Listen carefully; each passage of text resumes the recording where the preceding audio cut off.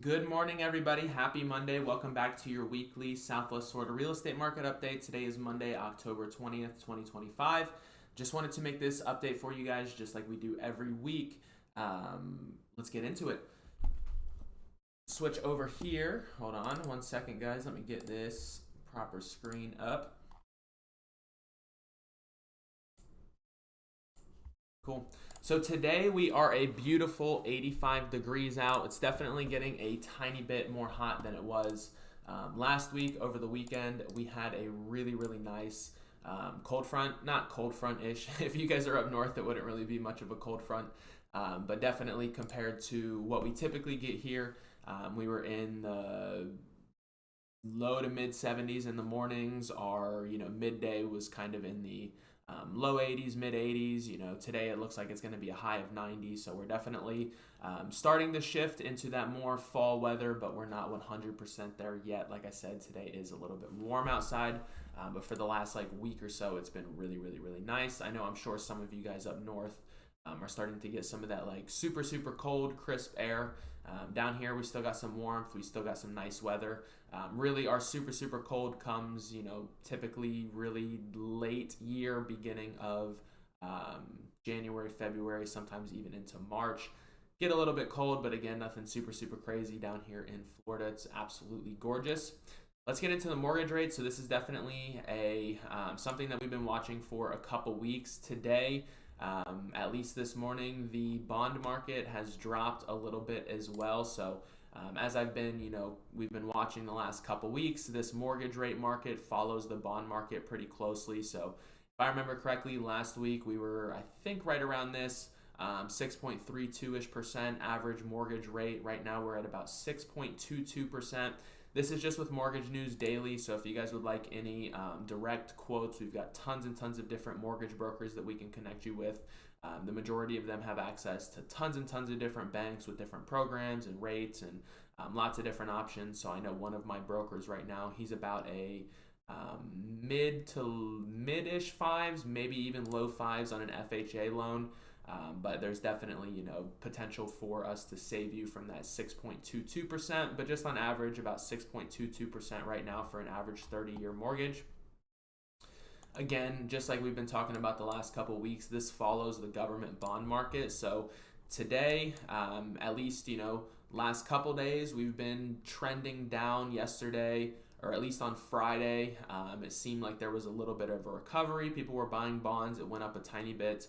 But now today, at least, for it's 12.50, at least so far today, we've been in a selling market. So as these continue to go down, we're going to start to see that relief in the mortgage rates as well. I know a lot of the lenders and stuff are starting to price in these rates going down. So if we can see rates, bond rates in, the mid threes, even the high threes, we should start to see that average mortgage rate mid, high fives, even get it down to the low fives, maybe high fours if we can start to get in this low to mid threes range on the bond market. Now let's get into the actual stats for the week. So as we have been kind of noticing the last couple weeks, so this is monthly, weekly, switch. Cool. So as we've been noticing the last couple weeks, definitely we're shifting into the more winter snowbirdy kind of markets. So down here, usually towards the end of October, right around Halloween's when it really kicks off, but it seems like everybody's coming a little bit early this year. We've got, tons of people from all over the country flying in. They just love, being here, boating, fishing, enjoying the lifestyle, farmers markets, tons of things to do. So we got a really big, vacation population that comes here. So a lot of times as these people come down, they've been here for multiple years. They've been, familiar with the market. They like the area. They're coming down and purchasing homes. So the median sales price typically does go up during the winter months. People, as they're coming down, they're more retirees, people who are looking for a, golf access home with a pool that they can bring their boat down to, or maybe buy a new boat. People who are, they work their whole life, save their money, and they're just like, hey, I finally got enough money. Let me buy my Florida house and retire. Pool houses, golf access houses, that kind of thing. Still, obviously, there's normal houses selling as well, but there's definitely, in the wintertime, there's a little bit of almost like two markets going on. There's the regular market, and then there's also this, snowbird, more luxury kind of market. So we've been paying attention to that. Last week we had dropped a little bit to 360. This week we're back up to 380. So as you guys can see, we're continuing to trend up. Closed sales. This is interesting. We have dropped a little bit. So we've been kind of trying to watch this range right here. It does seem like we've broken out of that range if we continue this downtrend. So we're really, really going to want to see a lot of more closed sales happening. Seems like, I haven't looked at it yet, but at least the last couple weeks we've been paying attention. The pending sales have been rising. There have been pending sales, but the actual closed sales have not accounted for it. So that still seems to be the case if those pending sales are, continuing to trend in the direction that they have been. But that's definitely, a little concerning that people are entering contracts, but they're not closing the contract. So if you're a buyer, you definitely still have some negotiating room. And if you're a seller, just be prepared for, not every offer that you get is going to close. We're still seeing closed sales, obviously, but there's also a percentage of listings that are going under that are not closing. Sold price per square foot, just on average, we're at $226. So obviously, this is going up as well, just being in that more luxury golf access kind of market at the moment. Again, pool houses, updated houses, golf access houses, just higher price points than what the average house is. Percent of list price received. This is one we've been kind of paying attention to as well. So it seemed like last week this was going up.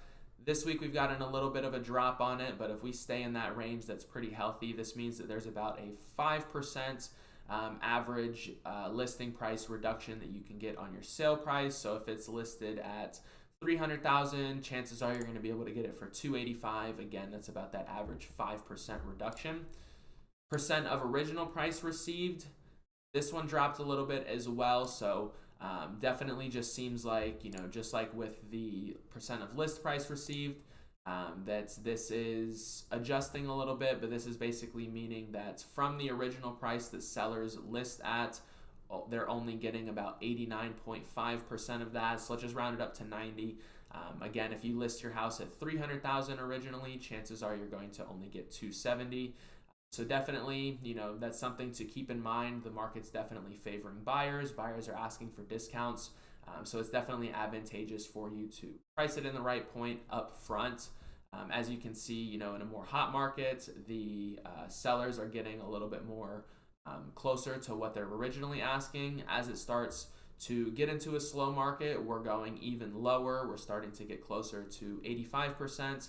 And as we start to, sellers start to price closer to reality from the beginning, now we're looking at 90. We're recovering a little bit, but definitely if you're selling, make sure that you price right from the beginning, and if you're a buyer, there's still some discounts to be had.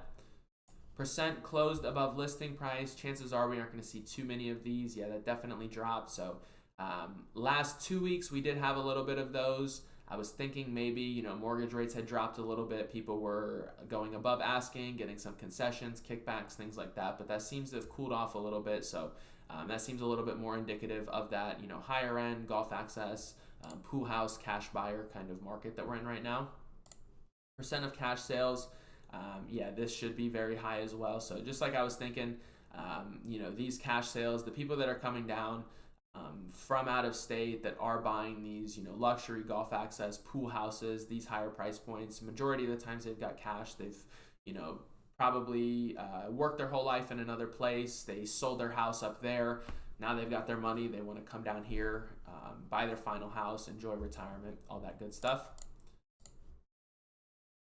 Days in escrow. This is basically how many days the average home is in escrow before it closes. We're looking at about 31 right now. Days on market for closed properties, this is continuing to go up. So this is definitely showing that if you're a seller, you want to make sure that you're pricing right and you're doing all the right things from the beginning. We're really big on our 3P system: pricing, presentation, promotion. If you guys would like any more information on that, feel free to reach out to us. But if you're able to knock all three of those things out at the beginning, you're going to get the most money for your home in the littlest time possible. But as you can see, With these days on market going up, with that percent of list price received, with that percent of original price received both going down, seems like people are listing a little too high. Homes are sitting on the market. So again, if you're looking to sell, be sure to price right. That it's going to cut you down on those days on market. It's going to cut you down on those price reductions as well. List to close days. This is going to be the average days that a home is listed compared to when it closed. This is very similar as well, trending with that last one to the days on market. So 112 here. So this is basically showing that, once you enter a contract, that last one was about 70. This is about 112. So average closing time's taking about 30 days once you have a contract. Median, let's look at new listings.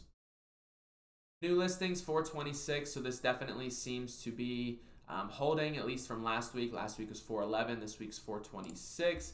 Definitely being in season in this more winter market. People are definitely listing their homes. A lot of these people that maybe even tried to sell back here last year and weren't able to, they might start coming on the market again as well. So if you're a seller, this is definitely not exactly what you're looking for. You want to see those listings go down. You want to see new buyers entering the market. If you're a buyer, this is definitely still encouraging that even though rates are going down, things are still affordable. It still seems like there is a slight advantage of new listings than there are closed and pending sales.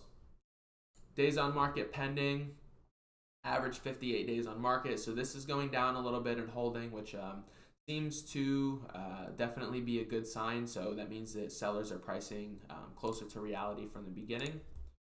New pending sales right here. This is going to be the new pending sales in the market. So we've been watching this range the last couple weeks. It looks like we're trending up this week, but we definitely want to keep an eye on that. Again, though, with those closed sales being down, just because a home goes pending doesn't mean it's 100% of the time going to close. So we've been seeing a lot of pending sales that don't close. So whether it's investors that are sight unseen, putting in offers, changing their mind, potentially wholesalers, potentially even just regular buyers that are being super picky about inspections and appraisals and things like that. So if you're a seller, just keep that in mind. Just because you get an offer, it's not guaranteed until you get to the closing table. And as a buyer, you definitely still have a lot of that negotiating room, but this is definitely something we're going to want to keep an eye on over the next couple weeks, just to see if we continue to see pending sales increase and we see the sold volume reflect it. We're going to start to be in more of a balanced market, seller's market. If we continue to see the pending sales hold and the closed sales go down, that's definitely not a great sign, because that means people are entering contracts and not closing them. A lot more probably investors, wholesalers, things like that. So if you're a buyer, you're definitely going to want to see pending sales go down. You're going to want to see new listings go up. Just supply and demand, you're going to want to obviously get the best deal possible. Potentially you don't want to see it super bad, just because you don't want to buy in a terrible market. You're probably looking for a balanced market / slight buyer shift market, which is where we're at right now. Seem to be relatively balanced, but it's definitely leaning towards the buyers. Active inventory right here. This is just the total amount of active inventory on the market. So as we've kind of mentioned in the past, we had a lot of phantom listings at the beginning of the year, dropped off as people started to, unrealistic sellers went away. We started to be left with just people who really wanted to sell their house, but we're definitely starting to tick up again. Season, we get more buyers in the market, but we also get more sellers in the market. Sellers know that there's more people looking at this time, so if they've been waiting all year to sell their house, now is probably the time they're going to list. Supply of inventory, 44.2 days. So we're definitely, this is the highest that we've been since February of this year. So that's definitely not a good sign at all. So if you're a buyer, this is a good sign. If you're a seller, this is not a good sign. If you're a buyer, this means that there's extra listings available for you to choose from. You're not going to have to be super picky with anything. There's lots of options for you. There's tons of supply compared to the demand. If you're a seller, this is definitely not a good sign. That means that there's tons and tons of competition for you as a seller. There's tons of listings on the market, tons of options for buyers to look at. So you really got to make sure that right from the beginning, you're hammering all those things that we highly promote: price, presentation, promotion, all that good stuff. Just make sure that before you go on the market, 100% that you're listing right and at a point to where buyers are going to get that interest because that supply of inventory is definitely going up, which is a little concerning. Again, we're still seeing pending sales, but they're just not being accounted for in the closing sales. So whether it's, a lot of investors, whether it's wholesalers, or whether it's just flaky buyers, there's definitely some kind of disconnect between what's going pending and what's actually closing. Absorption rate, this is going to be the same exact thing basically as the what we just checked out with the supply of inventory. It's just going to be flipped. So this is basically your percentage to sell out of all of the homes on the market. So if there's 100 homes on the market and only 2 of them go pending every single week, this would be your absorption rate. So 2.3%, which, that's not great. This is saying that the NAR balance range is 3.2 to 4.5. So us being at 2.3 again, just like with that supply of inventory, we've broke down from a level that, we've been at for the last year. So we've been really kind of holding. Lowest we saw throughout the last year was 2.5, and us being at 2.3 right now, definitely not a great sign. So something to continue to watch in the next couple weeks as well. Pending inventory. So again, pending inventory is continuing to go up, but the solds are not accounting for it. So whatever's happening, there's definitely some kind of disconnect. Chances are it's probably a lot of investors and wholesalers, people who are thinking, hey, I'm going to get a really great deal. I can buy this house. I can flip it. They're not able to find the end buyer. They're not, able to make the numbers work the way that they want to, entering contracts and then, kind of backing out from there. But there's definitely, this looks healthy when you look at this, like, hey, great, there's more pending inventory, but it's not accounted for in the sold properties. So again, there's definitely some kind of disconnect there. Mortgage rates, again, we just checked those out, unsold listings. Guess we can look at it. This is going to be the listings that were withdrawn, canceled, or expired. So this is definitely pretty decent sign if you're a seller. We're at one of the lower levels that we've been at over the years. So again, if you're a seller, as long as you're pricing, presenting, and promoting properly, you're going to be fine. But definitely, keep in mind that active inventory, the supply of inventory, all those kind of things that, obviously are affecting the market right now.